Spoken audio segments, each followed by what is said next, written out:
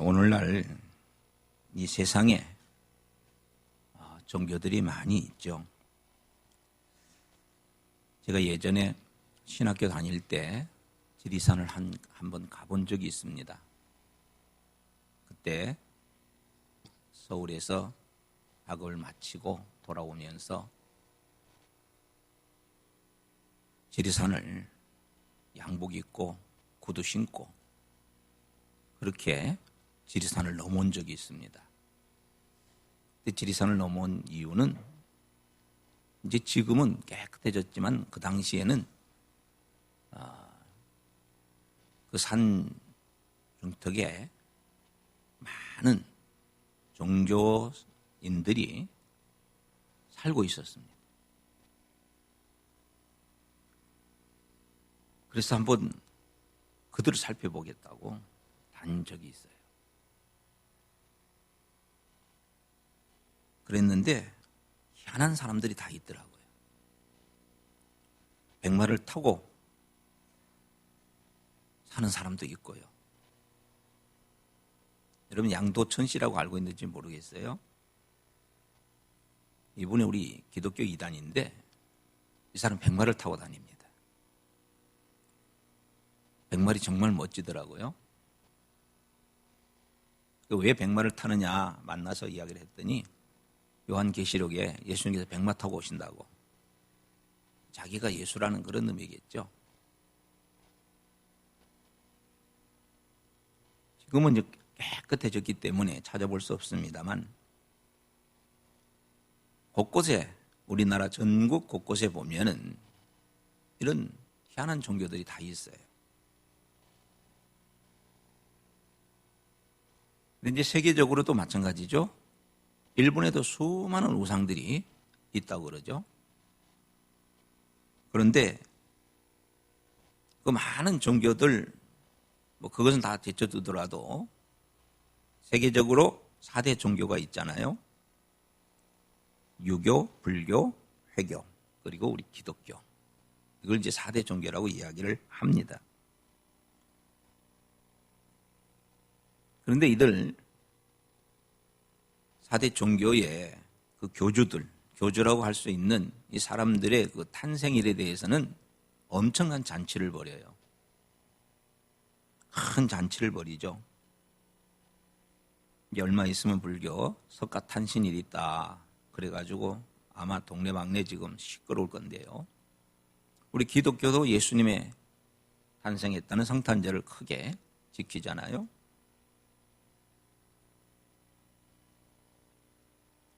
그런데 이들이 탄생은 다 이제 잔치를 벌이고 그리고 그것을 축하를 합니다마는 죽음에 대해서는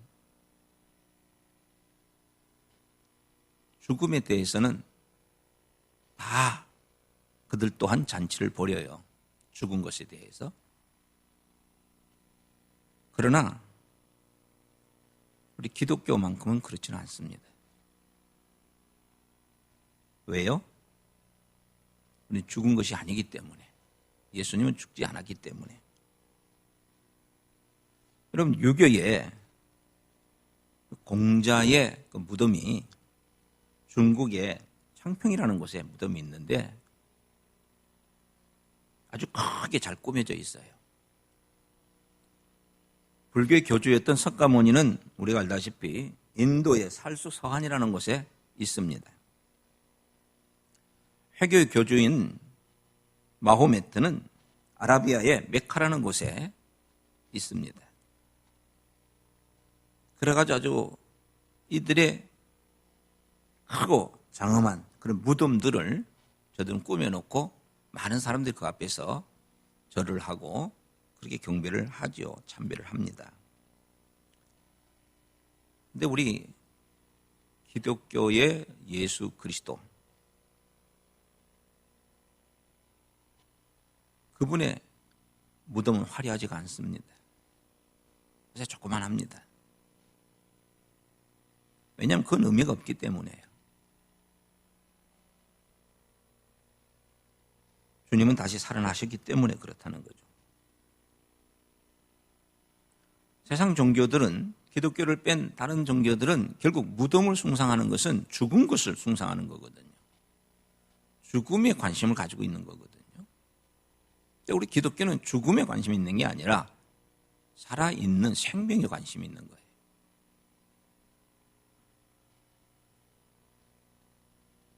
그래서 예수님의 무덤은 있긴 하지만은 그런 무덤에 대해서 크게 관심을 안 갖죠. 단지 여기 예수님이 묻혔던 곳이다. 그냥 그 정도지. 다른 종교들처럼 그 앞에 참배를 하고 뭐 하고 이러지는 않습니다.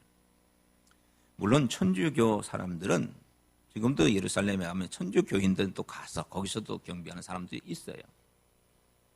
천주교는 제대로 신앙생활을 못하는 사람들이니까 그럴 수밖에 없는 거죠.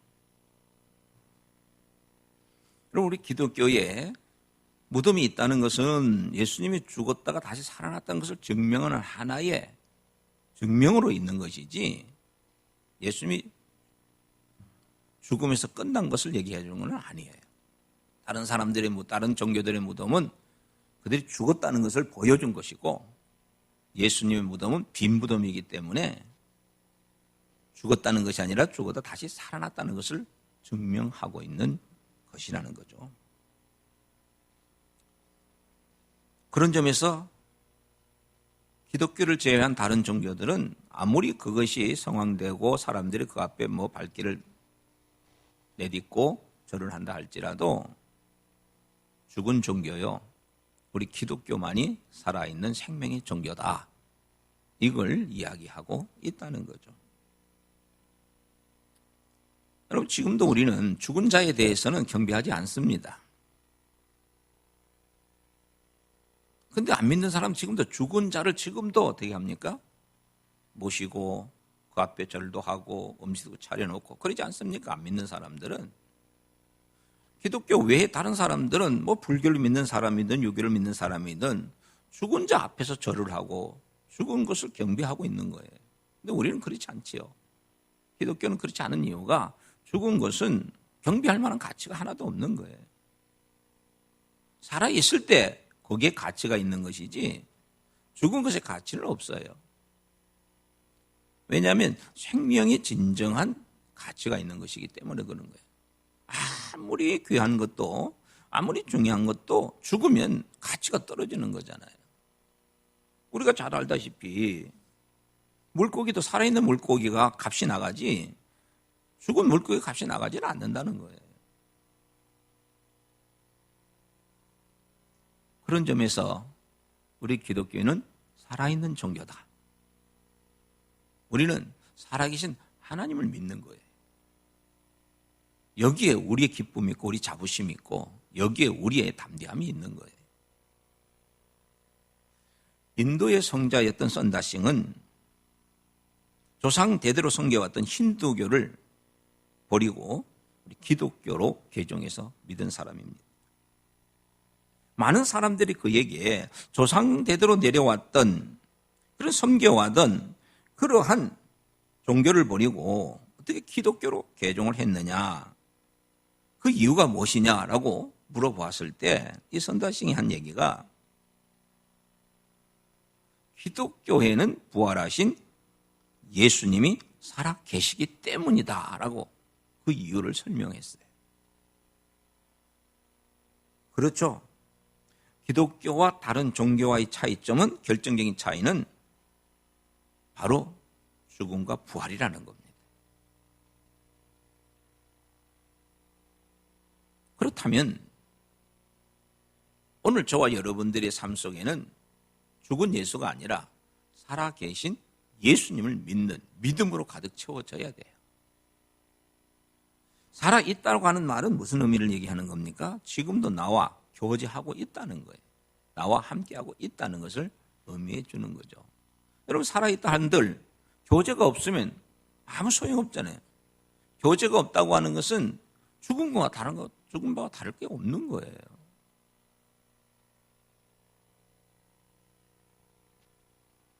예수님의 부활은요, 지금 이 땅의 상식을 믿고 과학을 믿고 합리적인 것을 추구하는 사람들에게는 믿지 못할 일이죠. 어떻게 죽은 자가 다시 살아나느냐? 이건 상식을 믿고 과학을 믿고 합리성을 믿는 자들에게는 우스운 얘기요, 믿지 못할 얘기입니다. 그러나 예수님의 부활은 확실한 사실입니다. 당시에 많은 사람들이 예수님의 부활을 직접 목격을 했습니다. 한두 사람이 아니죠. 한 사람이 봤다 할지라도 그것이 사실이라면 그건 진리일 수밖에 없는데, 예수님의 부활은 어느 한두 사람이 본 게 아니라 수많은 사람들이 실제로 보았다는 것이죠. 고린도전서 15장의 부활장에는 그와 같은 사실을 아주 명확하게 기록하고 있는 것을 보게 되어집니다. 그 예수님의 부활은 확실한 역사적인 사실입니다. 그것은 인간의 어떤 힘으로 되어지는 것이 아니고 하나님의 능력으로 된 사건입니다. 그러니까 연약한 우리 인간의 모습으로는 그건 있을 수 없는 일이다, 그렇게 생각할 수밖에 없는 거예요.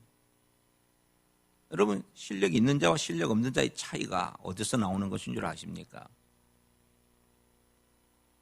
여러분, 실력 있는 자들은요, 어떤 일을 하는데 잘해요. 근데 실력 없는 자는 잘 못해요. 제가 운전을 처음 배울 때, 그때요, 처음 운전을 했는데 앞으로 가고 뒤로 가는 거, 학교 운동장에서 앞에 가고 뒤로 가는 거, 이걸 한번 했어요. 그때 이제 막 시동 걸어가지고 그래 앞으로 가고 뒤로 가는 거 한 10km, 20km 정도 이렇게 가는데 30km만 가도 겁이 나더라고요. 못 가겠어요. 그때는 야, 어떻게 저렇게 빨리 가나. 제가요 한 200km까지 한번 나본 적이 있어요. 차를 타고 200km를 한번 달려본 적이 있습니다. 아마 우리나라도 외국처럼 이렇게 달릴 수 있는 도로만 있다면 아마 200km 아니라 차가 나오는 대로 아마 달릴 수 있었을 거예요. 그럼 실력 없는 사람은요 10km, 20km 가도 겁이 나지만은 실력 있는 사람은 100km, 200km 달려도 겁을 내지는 않습니다. 이게 실력 있고 없는 데의 차이죠. 여러분, 세상의 종교는 부활이 없기 때문에 죽음에 대한 두려움을 가지고 있는 거예요. 그러나 우리는 부활이 있기 때문에 죽음에 대한 두려움이 아니라 오히려 우리는 다시 부활에 대한 소망을 가지게 되는 것이죠. 예수님은 분명 죽으셨다가 다시 살아나셨습니다. 일반적으로 이와 같은 사실들을 우리가 그냥 지식적으로 한번 설명을 하라고 한다면 우리는 이렇게 볼 수가 있을 것 같아요. 이건 완전한 설명은 될 수가 없습니다만 우리가 나무를 보면 겨울에는 나무잎이 다 떨어져 죽은 것 같아요. 잎도 떨어져 버리고 열매도 다 떨어져 버리고 그래서 죽은 것 같이 보이는데 봄 되면 다시 살아나잖아요. 여러분, 오늘 여러분들은 그 예수 그리스도의 부활을 믿으십니까? 오늘 읽은 본문의 말씀은 부활이신 예수님께서 제자들에게 하신 그런 말씀이에요. 부활을 믿는다고 한다면 어떻게 살아야 할 것인가에 대해서 이야기를 해주고 있다는 것이죠.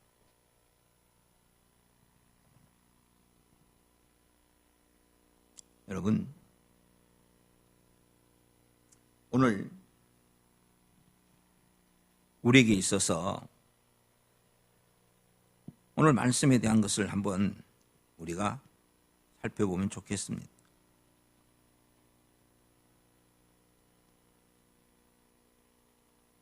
오늘 우리가 이 말씀을 우리가 보면서 정말 그 부활이 나와 어떤 관계가 있는가?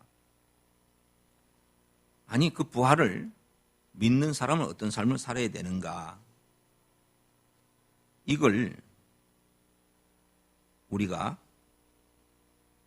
알아야 할 겁니다. 여러분,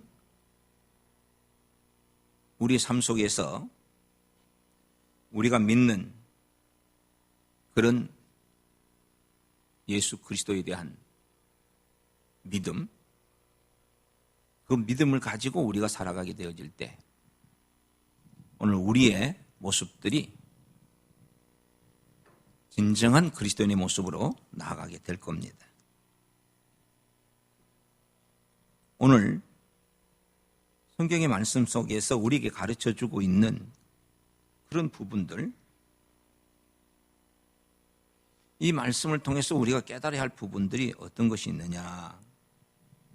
예수 그리스도의 부활을 믿는 자들은 평안한 삶을 살고 있다는 것을 먼저 우리가 기억을 해야 합니다. 평안의 삶을 살아야 된다.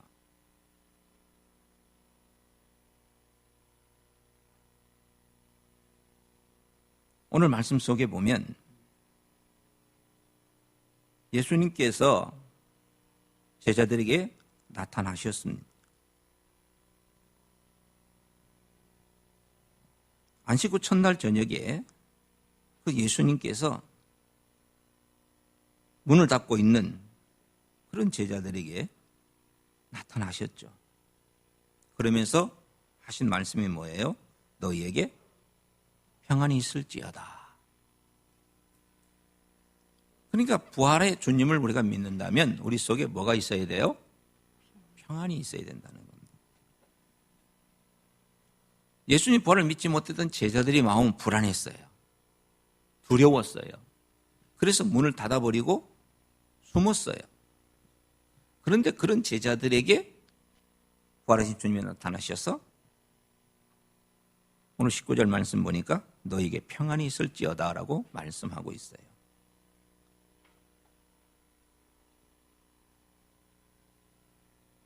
여러분, 지금 현대를 가리켜서 불확실한 시대다. 그렇게 이야기를 합니다. 확실한 것이 없다는 거예요. 그래서 불안해한다는 겁니다. 그래서 사람들의 인심이 각박해져 갑니다. 가정이 파괴가 되어져 가고 도덕이 실추돼 버리고 양심이 마비되고 경제 공황이 이루어짐으로 말미암아 혼란에 빠져버리는 거예요. 많은 사람들이 의학은 발달되어져 가지고 의술은 발달돼서 병을 막 고친다고 하지만 정신적으로는 더 많이 피폐되어 가는 모습을 우리는 보게 됩니다. 그래서 신경 안정제를 먹어야만이 지낼 수 있었던 사람들이 점점 많아진다는 거죠.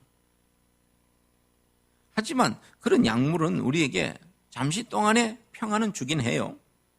그러나 근본적인 평안을 주지는 못합니다. 예수님께서 제자들에게 하신 말씀이 있죠. 요한복음 14장에서 뭐라고 얘기하고 있느냐면 평안을 너희에게 끼치노니 곧 나의 평안을 너희에게 주노라. 주님께서 평안을 너희에게 준다라고 말씀을 합니다. 내가 주는 평안은 세상이 주는 것과는 다르다. 너희는 마음에 근심하지 말아라. 하나님을 믿으니 또 나를 믿으라고 말씀을 하고 있는 것을 보게 됩니다. 여기 평안을 너에게 준다라고 말씀하고 있는데 이 평안에 대해서 그 원어적인 모습은 두 가지 의미를 가지고 있습니다. 하나는 피스라고, 영어로 보면 피스라고 하는 말입니다.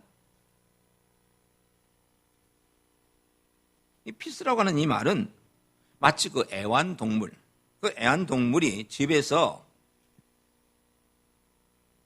길러질 때 주인이 그와 함께 있을 때 그래서 고분고분 말을 잘 듣게 되어지지요. 별 문제가 없어지는 그런 상태. 이것을 피스라고 하는 말로 대변해 볼 수 있습니다. 그런데 이 피스란 말의 이 평안보다는 또 하나의 말이 있는데 샬롬이라고 하는 평안이란 얘기입니다. 이 피스란 말이 그냥 외적인 겉으로 나타나는 평안이라고 한다면 이 샬롬이란 말은 내적인 마음에서부터 주어지는 평안을 이야기하고 있는 겁니다. 여러분, 속에는 두려워지는데 겉으로는 안 그런 척하는 사람들이 있습니다. 겉으로 볼 땐 평안해 보이는데 실제 그렇지 못하는 사람들이 있죠. 그래서 겉으로 보는 게 아니라 그 속 마음이 평안한 사람이 진정한 평안을 가지고 있는 사람이에요.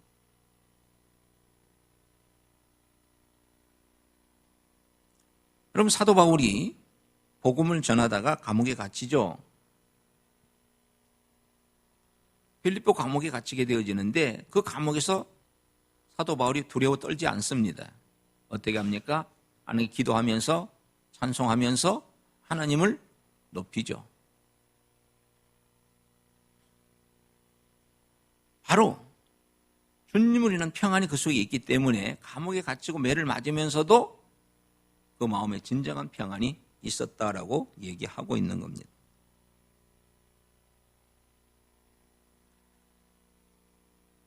지금 제자들은 무서워서 문을 걸어 잠그고 있는 상황입니다.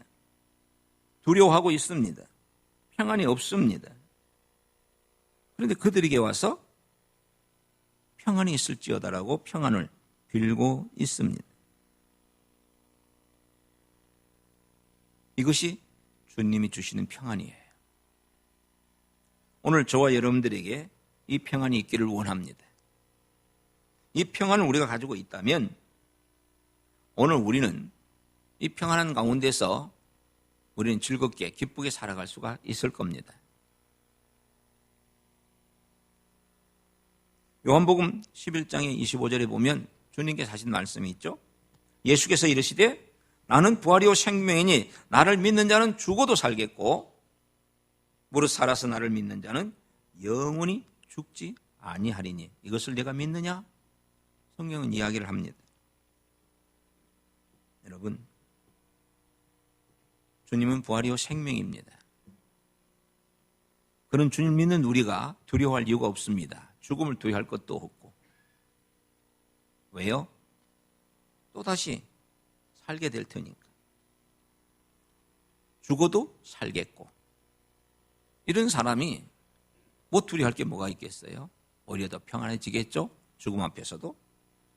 오늘 저와 여러분들이 이런 평안의 기쁨이 있기를 원합니다.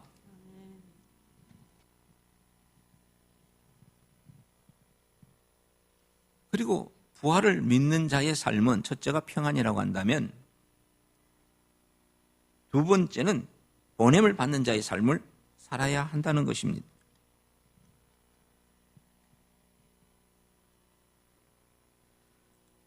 (21절) 말씀을 한번 읽어볼까요? 21절 읽어봅니다. 시작. 예수께서 또 이르시되 너희에게 평강이 있을지어다.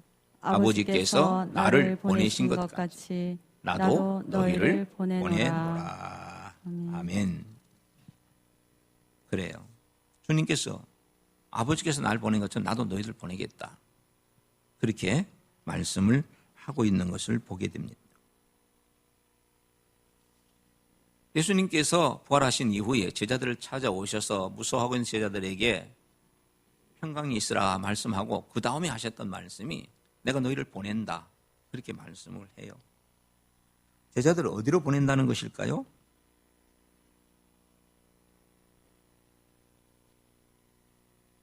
죄와 사망이 있는 그곳으로 보내겠다고 말씀을 하고 있는 겁니다.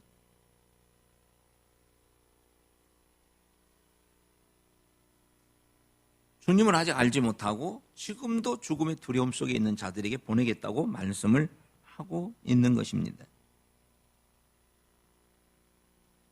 바로 이 말씀을 통해서 우리는 우리가 해야 할 일이 있다는 사실을 깨닫게 되어집니다.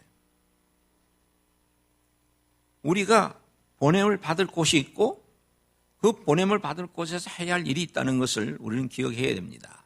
부활의 주님을 믿는다면 우리는 가만히 있어야 되는 게 아니라 우리가 해야 할 일이 있다라고 얘기하는 것이죠. 그래서 부활을 믿는 자는 그저 감사합니다. 고맙습니다. 날 살려주시고 내게 생명 주신 것 감사합니다. 여기서 끝나는 게 아니라 내가 할 일이 있구나. 이걸 깨닫게 된다는 것이죠. 우리 사람은요, 결코 먹는 것으로 끝나는 것이 아닙니다. 무언가 우리는 살아가야 할 목표가 있는 겁니다. 오늘 하루를 하나님 주셨다면 이 하루를 통해서 뭔가 우리가 해야 할 일이 있다는 겁니다. 하나님 나를 보낼 곳이 있다는 것입니다.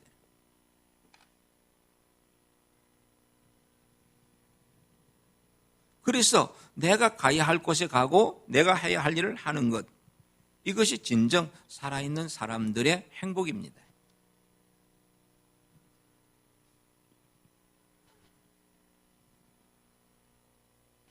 옛날 독일의 히틀러가 사람들을 가두고 고문을 할 때 쓰는 방법이 있다고 그래요.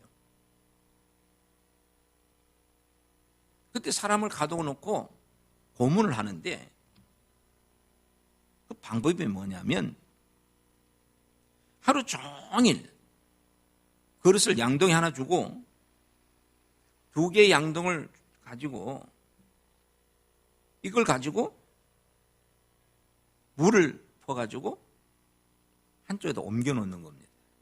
여기서 물을 퍼가지고 이것을 이쪽 웅덩이에다가 물을 갖다 채우는 겁니다. 그래서 여기 있는 물을 전부 다 이쪽에서 이 웅덩이를 채우고 나면 그 다음에 여기 채워놨던 그 물을 다시 떠가지고 이쪽 웅덩이에다 다 붓는 겁니다. 하루 종일 왔다 갔다. 이것이 당시 사람들을 고문하는 것이라는 겁니다.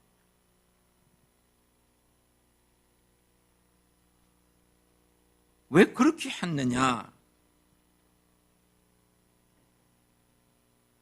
그것은 그 사람들이 정신적으로 그들이 일을 하면 내가 왜 이걸 해야 되나? 하루 종일 여기 갔다 이 갔다 그냥 물만 갖다 부는 거, 이게 도대체 무슨 목적이 있느냐는 거예요. 아무런 의미도 없고 아무 목적도 없이 그저 기계적으로 왔다 갔다 하는 이거 앞에 처음에는 그냥 하다가 나중에 하는 정신이 돌아가 버린다는 거예요. 아무도 의미 없는 일들을 하다 보니까 머리가 그냥 헷가닥 한다는 거예요. 못 견딘다는 겁니다. 정신이 있는 사람은. 왜냐하면 아무 의미가 없잖아요. 물만 갖다 부는 거니까. 그러니까 의미 없는 일을 하다 보니까 내가 왜 이렇게 살아야 되느냐 해가지고 거기에 그만 정신을 잃게 되어지고 그래서 항복을 하는 사람들이 있다는 거예요. 여러분, 우리가 살아가면서 아무 의미 없이 그냥 하루 지나고 먹고 마시고 또 하루 지나고 이게 의미 없는 삶이 계속 되어진다면 그건 불행이죠. 하나님께서 우리를 이 땅에 보내실 때는 우리가 해야 할 일이 있음을 가르쳐 준 거예요. 우리는 그 일을 해야만 되는 겁니다. 우리가 그 일을 행하게 되어질 때 그때 우리는 삶의 보람을 느끼는 거고 그때 우리는 주님이 보내신 뜻을 우리는 이루어 가게 되어진다는 것입니다.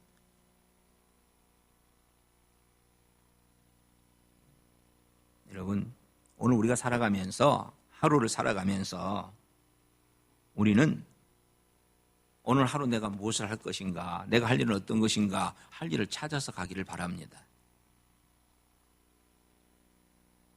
그냥 오늘 하루를 무사히 그냥 지내가는 것으로 만족하지 말고 오늘 하나님께서 왜 내게 이 하루를 주셨는지, 주님이 왜 나를 지금 이 나를 보내셨는지 이것을 생각하라는 거예요. 나도 너희를 보낸다. 주님이 찾아와서 제자들이 하신 말씀이잖아요. 그럼 제자들이 지금 할 일이 있다는 거예요. 보냄을 받은 자의 삶을 살아야 된다는 것을 의미하고 있는 겁니다. 한번 따라합시다. 나는 하나님이 보냄을 받은 자입니다. 하나님이 보냄을 받은 자들이에요, 우리는. 우리는 그 보냄을 받은 자로서의 삶을 살아가야 된다는 것입니다.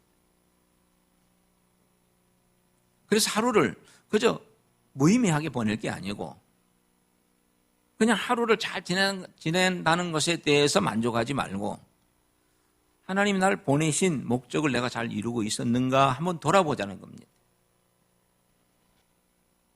그래서 내가 하나님 보내신 목적을 따라서 내가 오늘 하루를 잘 했다면 감사하고, 만약에 잘 못했다면 우리가 자신을 돌아보면서 회개하고 앞으로의 삶은 더 잘 살 수 있도록 우리가 바꿔 가야 된다는 거죠. 나도 너희를 보내노라. 여러분, 이 말씀이 주님께서 하셨던 말씀이잖아요. 아버지께서 나를 보내신처럼. 주님은 그 본인의 뜻을 했다는 거예요. 그죠?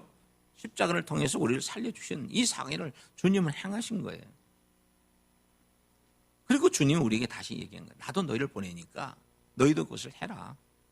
뭡니까? 복음하죠. 생명 살리는 것이죠. 하나님의 일을 하라는 것이죠. 그래서 믿음의 사람들은 그냥 교회만 왔다 갔다 하는 것으로 만족하면 안 됩니다. 우리 생명 살리는 일들을 행하는 것으로 기뻐할 수 있어야 됩니다.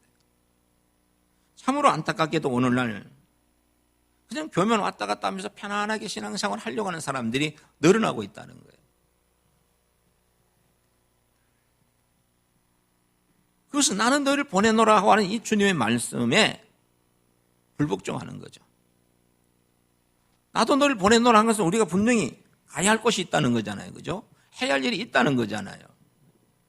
내가 가야 할 것이 있고 내가 해야 할 일이 있다는 것, 그것이 곧 사명입니다. 그것이 우리가 해야 할 일이라는 겁니다. 그것이 내가 이 땅에 살아있는 존재고 살아있는 목적이라는 겁니다.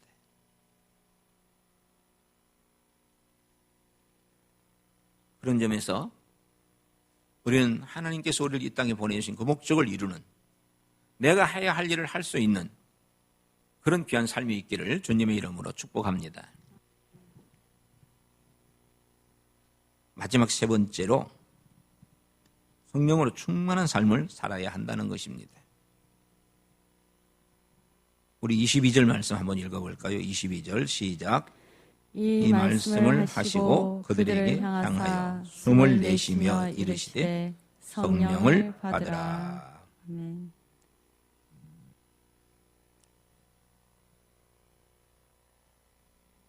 복음의 증인으로서 일을 하려고 하면, 우리에게 맡겨진 이 사명을 감당하려고 하면 성령을 받아야 된다고 이야기하고 있는 거예요. 절대로 내 힘 가지고 될 수 없다는 거예요. 성령의 힘을 의지해야 된다는 겁니다. 성령을 받아서 성령의 능력을 힘입어서 그래야 우리에게 주신 사명을 감당할 수 있다는 거예요. 오늘 신앙이 없는 사람들은 그들이 갖는 생각이 뭐냐면 내 힘으로 뭔가 하려고 한다는 겁니다. 내 힘 가지고 하려고 하다 보니 되는 것 같은데 안 되고 하다가 실패한다는 거예요. 나도 너희를 보내노라 주님께서 말씀하시고 그 다음 하신 말씀이 뭐예요? 성령을 받아야 된다라고 이야기하는 거예요. 하나님 능력을 힘입어야 된다는 것을 말하는 겁니다. 성령으로 충만한 삶을 살아갈 때 우리에게 맡겨진 사역을 감당할 수 있음을 이야기하고 있다는 것입니다.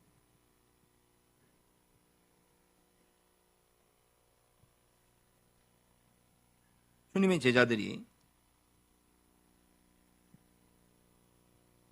주님의 말씀을 잘 듣고 오로지 기도에 전념했을 때 그들에게 성령이 충만했던 것을 우리는 봅니다. 주님 말씀을 듣고 120명이 모여서 기도했을 때 거기에 성령이 충만했어요. 고넬료라는 사람이 주님 앞에 기도하다가 온 가족의 성령의 충만한 은혜를 힘입게 됩니다. 여러분, 우리가 성령으로 충만하려면 기도해야 돼요. 기도하지 아니하고는 성령의 은혜를 힘을 수가 없어요. 이것은 어떤 세상의 지식이나 어떤 세상의 경험 가지고 되어지는 게 아니에요. 기도해야 돼요. 그래서 우리가 늘 강조하는 것이, 늘 얘기하는 것이 기도해야 된다는 거예요. 기도하는 사람은 성령의 능력을 힘입게 되고, 그래서 기도하는 사람은 그 능력을 가지고 주의 일을 할 수가 있는 거예요.